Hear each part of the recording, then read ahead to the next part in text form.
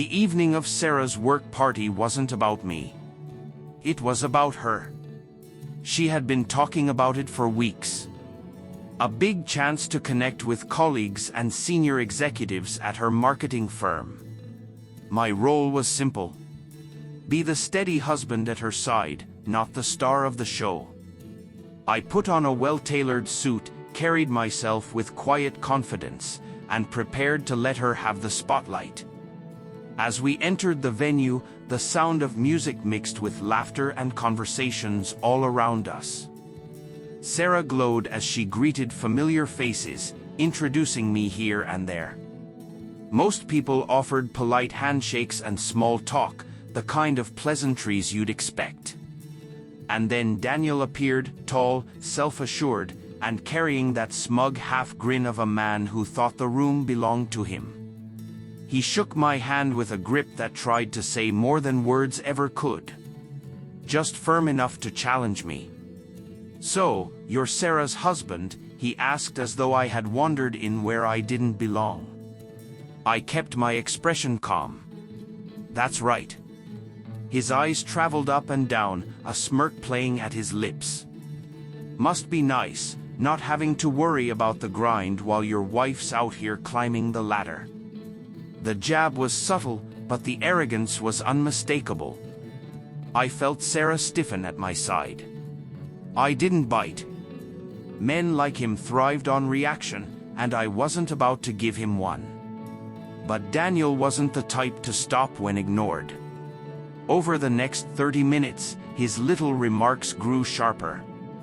He cracked jokes about how I must have married above my station, about Sarah deserving someone driven, about how I probably couldn't grasp what it meant to compete in a cutthroat environment.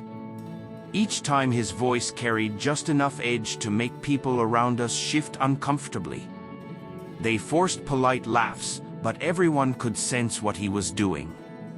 Sarah tried to steer conversations elsewhere, but Daniel always circled it back as if he was determined to get under my skin. Finally, with a glass in hand and too much alcohol behind his tongue, he leaned close and delivered the line he'd been building toward. "In crowds like this, it's survival of the fittest. Not everyone can handle it. Some people just fade into the background." He glanced at Sarah when he said it as if testing where her loyalty lay. That was his mistake. I set my drink down deliberately and locked eyes with him. My voice was calm, even. "You're right, Daniel. Not everyone can handle a competitive environment. But here's the thing.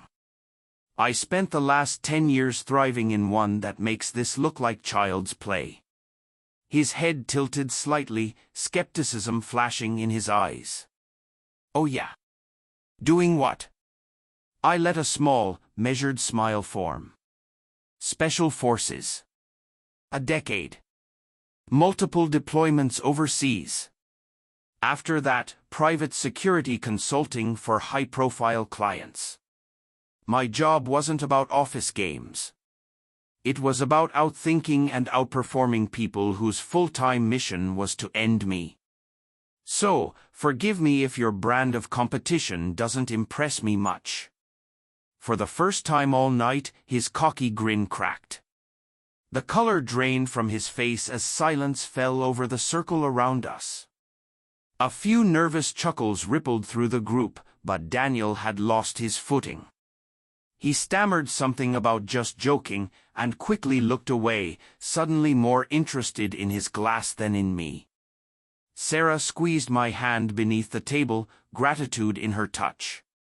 I had stayed composed until it counted, and now the balance had shifted. For the rest of the evening, Daniel kept his distance. When our paths crossed, his voice carried none of the earlier bravado. If anything, he spoke with a cautious politeness, even deference. The people who had watched the exchange seemed more curious about me, asking questions about my work and travels. I kept my answers vague.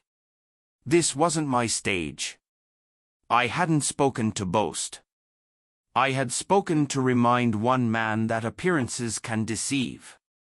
Later, as we walked to the car, Sarah chuckled under her breath.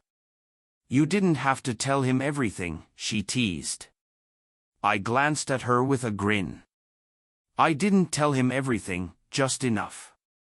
On the drive home, I thought about how easily people judge others at face value. Daniel had looked at me and seen someone ordinary, someone he could belittle without consequence. What he hadn't realized is that the most capable people rarely advertise it. They don't need to. And that night, I was perfectly content to let him learn that lesson firsthand.